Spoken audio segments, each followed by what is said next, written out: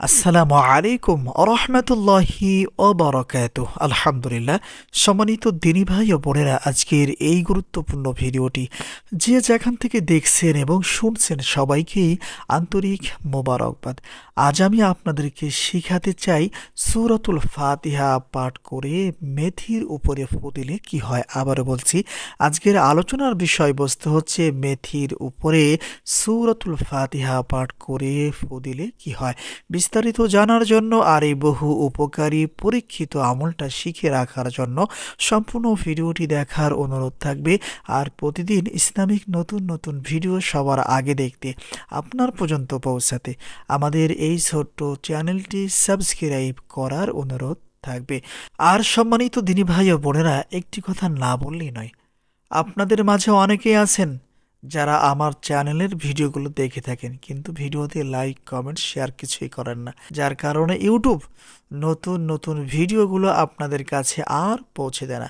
Video যত ভালো হোক, যত দামি ভিডিও হোক, আপনি যখন ভিডিওতে লাইক কমেন্ট শেয়ার কিছুই করবেন না, তখন ইউটিউব বোঝে যে না, এই ভিডিওটা ওর কাছে পছন্দ হয়নি, এই ভিডিও ও পছন্দ করে না, যার কারণে ইউটিউব আর কখনোই ওই ভিডিওগুলো আপনার কাছে পৌঁছে দেয় না।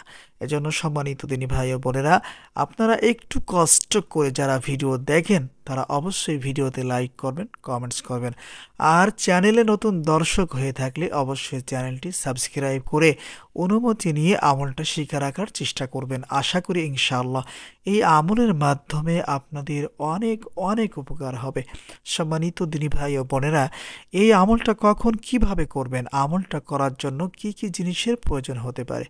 প্রথমত, এই আমলটা করার জন্য আমাদেরকে বাজার থেকে, কবিরাজের দোকান থেকে অথবা বড় কোনো মুদিখানার দোকান থেকে 50 গ্রাম অথবা 100 গ্রাম মেথি ক্রয় করে আনতে হবে। এরপরে আমার দেখানো পদ্ধতিতে ফজরের নামাজের পরে আমলটা করে নিতে হবে। এখন হয়তোবা অনেকেই বলতে পারেন যে হুজুর, আমরা তো মেথি চিনি না, তাহলে আমরা কিভাবে আমলটা করব। সম্মানিত দিনী ভাই ও বোনেরা, মেথি আপনাদের চিনতে হবে না, শুধুমাত্র কষ্ট করে বাজারে যাইবেন। যদি কবিরাজের দোকান থেকে থাকে, সেই দোকানে গিয়ে বলবেন যে আমাকে 50 গ্রাম অথবা 100 গ্রাম মেথি দিন। অথবা বড় কোনো মুদিখানার দোকানে খোঁজ করলে আপনি পেয়ে যাবেন ইনশাআল্লাহ। ধরে নিন আমি 50 গ্রাম অথবা 100 গ্রাম মেথি ক্রয় করে নিয়ে আসছি, আর এখন আপনাদেরকে আমলটা করে দেখাচ্ছি।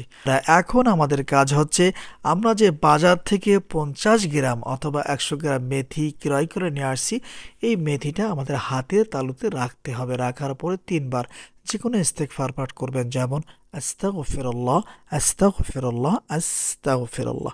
এরপরে কষ্ট করে যে কোনো দুরূদ শরীফ পড়তে হবে 3 বার, যেমন সাল্লাল্লাহু আলাইহি ওয়াসাল্লাম, সাল্লাল্লাহু আলাইহি ওয়াসাল্লাম, সাল্লাল্লাহু আলাইহি ওয়াসাল্লাম। সম্মানিত দিনী ভাই ও বোনেরা, এরপরে কষ্ট করে আমার দেখানো পদ্ধতিতে সূরাতুল ফাতিহা পড়া শুরু করবেন, যেমন বিসমিল্লাহির রহমানির রহিম, আলহামদুলিল্লাহি রাব্বিল আলামিন, আর রহমানির রহিম, মালিকি ইয়াউমিদ্দিন, ইয়াকা না'বুদু ওয়া ইয়াকা নাস্তাঈন, ইহদিনাস সিরাতাল মুস্তাকিম, সিরাতাল লাযীনা আন'আমতা আলাইহিম, গায়রিল মাগদুবি আলাইহিম ওয়ালাদ-দাল্লিন। এই নিয়মে সূরাতুল ফাতিহা একবার পড়া হয়ে গেলে মেথির উপরে একটি ফু অথবা দম করবেন, যেমন এই নিয়মে বিসমিল্লাহ সহ সূরাতুল ফাতিহা পাঠ করতে হবে 7 বার, আর মেথির উপরে ফু দিতে হবে 7 বার। সম্মানিত দিনী ভাই ও বোনেরা, এরপরে কষ্ট করে একবার কোনো দুরূদ শরীফ পাঠ করবেন, আর মেথির উপরে 2টি ফু অথবা দম করবেন, যেমন সাল্লাল্লাহু আলাইহি ওয়াসাল্লাম। এই নিয়মে আমার দেখানো পদ্ধতিতে 50 গ্রাম অথবা 100 গ্রাম মেথি পড়ে নিতে হবে। সম্মানিত দিনী ভাই ও বোনেরা, এখন আপনাদেরকে বলে দিব সূরাতুল ফাতিহা পাঠ করে মেথির উপরে ফু দিলে কি হয়, অথবা এই আমলের মাধ্যমে আমরা কি কি উপকার পেতে পারি। সম্মানিত দিনী ভাই ও বোনেরা, এই আমলটা হচ্ছে তাদের জন্য, বিশেষ করে যাদের পেটে সমস্যা আছে, গ্যাসের সমস্যা আছে, অতিরিক্ত গ্যাস্ট্রিকের সমস্যা আছে, তারা অবশ্যই সূরাতুল ফাতিহার এই আমলের মাধ্যমে কিছু মেথি পড়ে নেওয়ার চেষ্টা করবেন। আর প্রতিদিন সকালবেলায় বাসি পেটে 5 পিস অথবা 7 পিস মেথি চিবায়া খাওয়ার চেষ্টা করবেন ইনশাআল্লাহ। আপনারা যদি এই নিয়মে আমার দেখানো পদ্ধতিতে এই আমলটা করে নিয়মিত প্রতিদিন সকালবেলায় বাসি পেটে 5 পিস অথবা 7 পিস মেথি চিবায়া খেতে পারেন ইনশাআল্লাহ। আল্লাহ সুবহানাহু ওয়া তাআলা আপনাদের পেটের অতিরিক্ত গ্যাস অথবা গ্যাস্ট্রিকের সমস্যার সমাধান করে দিবেন ইনশাআল্লাহ। তবে হ্যাঁ, অবশ্যই আপনারা দীর্ঘদিন পর্যন্ত এই মেথিগুলা খাওয়ার চেষ্টা করবেন। আল্লাহ সুবহানাহু ওয়া তাআলা আমাদের সবাইকেই এই উপকারী আমলটা শিখে রাখার তৌফিক দান করুন। সকলেই বলি আমিন। আসসালামু আলাইকুম ওয়া রাহমাতুল্লাহ।